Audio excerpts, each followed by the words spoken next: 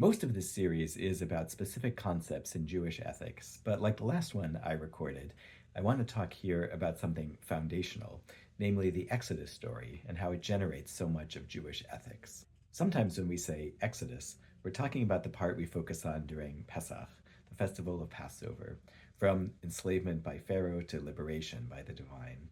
This Exodus is known in Jewish terminology as the going out from Egypt, Yitziat Mitzrayim.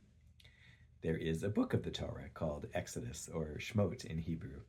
The book of Exodus takes the story further toward Mount Sinai, where the people experience divine revelation, enter into a covenant, and receive many specific laws and teachings. It includes the story of the golden calf, the first major challenge to those teachings. Shmot ends with the people contributing from their own materials toward the building of the Mishkan, a sacred tent where a cloud of divine presence comes to rest. And sometimes when we talk about the Exodus, we mean actually everything that happens in the Torah after Yitziat Mitzrayim, including the whole 40-year journey through the desert and all the challenges and insights of that journey, all the way to the doorstep of the Promised Land. Here are some ways that Yitziat Mitzrayim, the Exodus, shapes Jewish ethics. First, the Exodus extends the idea that human beings are created in the image of the divine, B'Tselem Elohim. God pays attention to a people who are as outcast as a people can be, a people exiled from their home, feeling abandoned by their God, indeed living in a deep valley far from the heavens, a people demonized by a ruler, feared by him and then mocked by him, a people covered in the mud in which they worked as they made bricks for Pharaoh's works. This is the people the divine chose as the vehicle for bringing Torah into the world. This is the way the divine chose to reveal something of God's essential nature by showing the Israelites and the world that no one is beyond the reach of divine attention.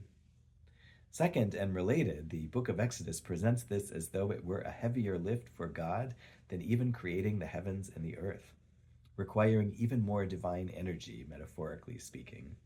It takes many more chapters to make liberation happen than it does to create the universe. In Genesis, the divine creates against a backdrop of formlessness, but in Exodus, there is an active and powerful enemy in Pharaoh who calls himself a god. It's in proving God's self against Pharaoh that God shows the measure of divine strength and greatness. Third, the opening chapters of Exodus show different people pulled toward connections to others and their responsibilities to them, motivated by more than group solidarity.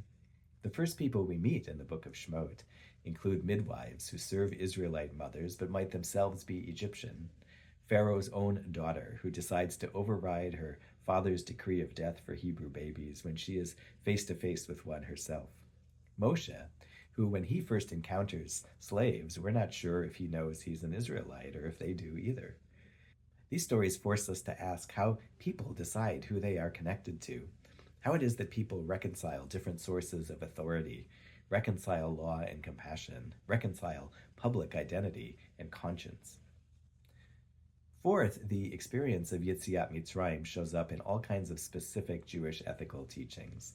The most obvious is the one labeled over and over by the Torah itself. Do not oppress or abuse or defraud someone who is other in your society, because that was you in the land of Egypt.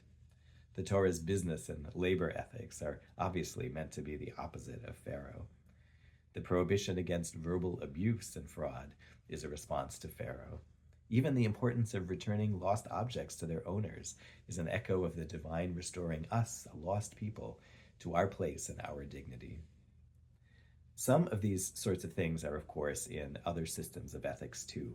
But in Judaism, we are guided to see ourselves and others always in the light of the Exodus, not only as a past experience, but as an essential drama taking place on a daily basis. We are always trying to be aware of when we slip into the habits of Pharaoh in our own domain, and whether there is someone near us who might need the same outstretched hand we did in Mitzrayim.